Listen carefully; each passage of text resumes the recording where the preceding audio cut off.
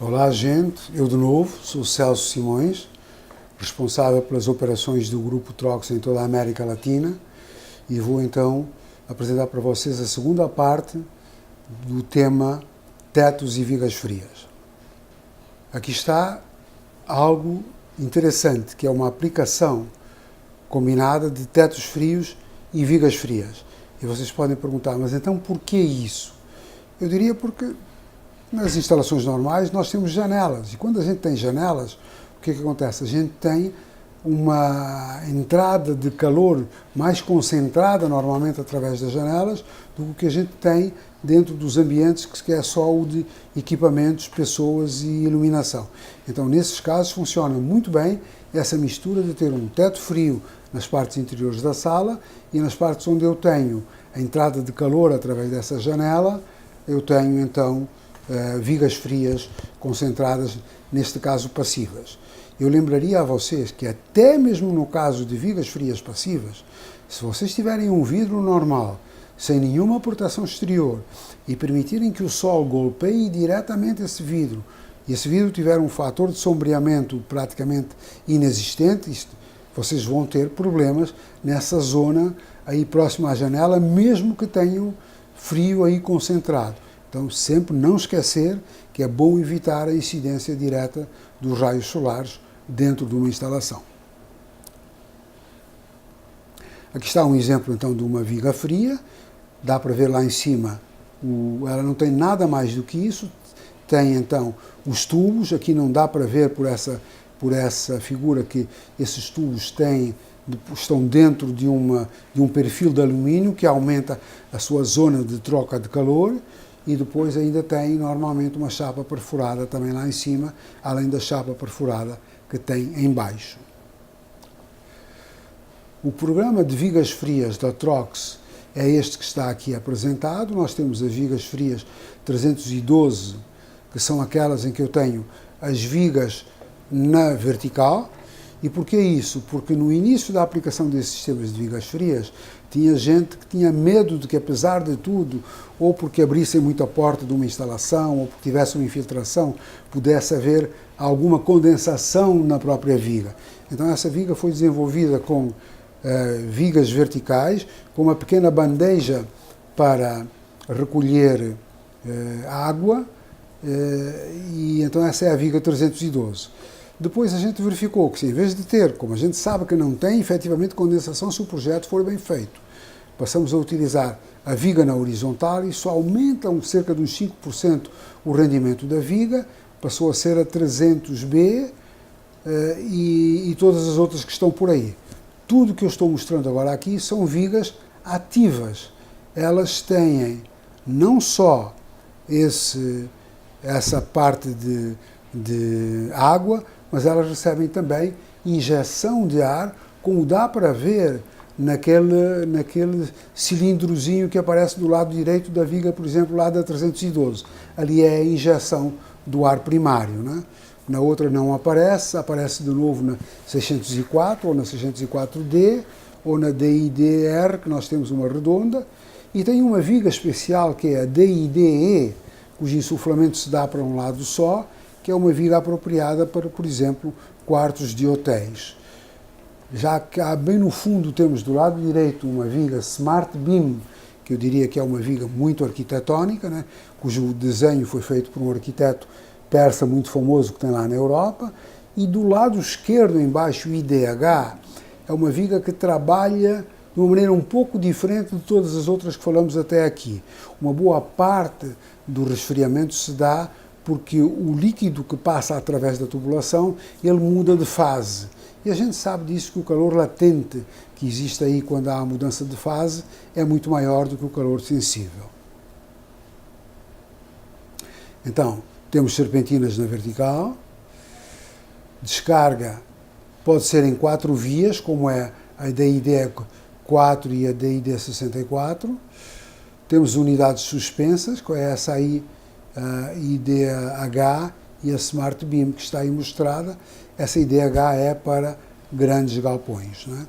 Se vocês forem um dia assistir a uma feira em Frankfurt, na isto vocês vão ver que são essas unidades IDH que estão lá, colocadas a uns 12 metros de altura, eu acho. Né?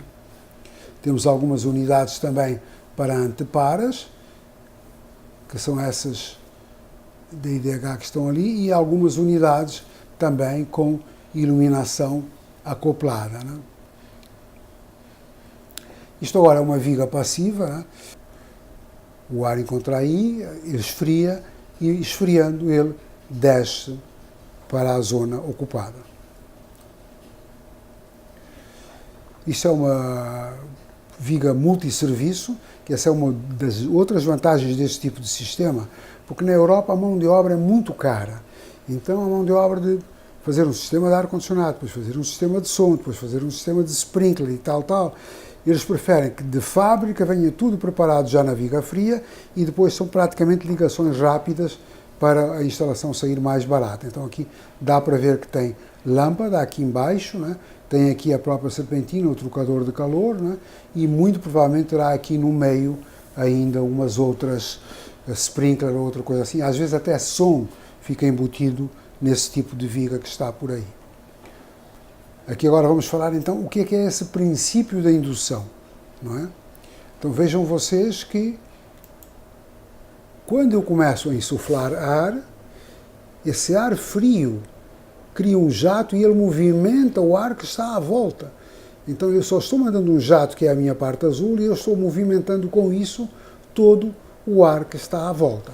Então o que eu quero dizer com isso? Isso é que é o efeito de indução. E a indução é tanto maior ou menor com a relação dessas duas quantidades de ar. Quantos litros ou quantos metros cúbicos eu injeto? Quantos eu movimento no total? Se eu injeto 13 e movimento 15 no total, o meu fator de indução é 5. Tá? Isso é a base da aerodinâmica para jatos livres, né? Em que a vazão de ar é definida pela secção transversal, velocidade e direção de descarga. A gente cria uma aceleração local adjacente, o ar induzido aumenta a vazão, diminui a velocidade e, como se mistura com ele, aumenta a temperatura. É tudo o que a gente precisa. A gente não pode jogar o ar nas cabeças das pessoas muito mais do que 1,5 grau, 2,5 graus do set point, né? Então temos que ter, não podemos injetá-lo a 15 graus, temos que injetá-lo a uma temperatura maior e com uma velocidade menor. É o que a gente consegue com esse tipo de viga que está aqui representada. Aqui está então aquela viga que a gente mostrou em corte, mostrando como é que ela é na prática, e vejam vocês que isto ainda tem uma outra vantagem. É porque, de uma maneira geral, quando a gente mede o pé direito, que a legislação exige como mínimo, e tem um sistema de vigas frias que está saindo do teto, acontece que isso não conta. O pé direito é medido desde o chão até a lateral da viga, mas lá em cima. Então, o espaço ocupado pela minha viga não é considerado como diminuição do pé direito da minha instalação. Aqui agora uma viga ativa, onde eu injeto. Então agora vamos mostrar a viga com a mesma aparência, mas esta ativada. O que é que a gente quer dizer com isso? Então agora estamos injetando ar, como vocês podem ver naquele tubinho que está ali no centro, tem uns bicos onde sai um jato a uma alta velocidade, que são chamados exatamente os bicos de indução. Já sabemos o que é que vai acontecer por aquele filminho que vimos antes. Injetando o ar a alta velocidade aí, ele vai induzir o ar à sua volta, então induz o ar que passa por baixo da viga e que vai passar então na parte da serpentina. Então vamos ver como é que isso se passa.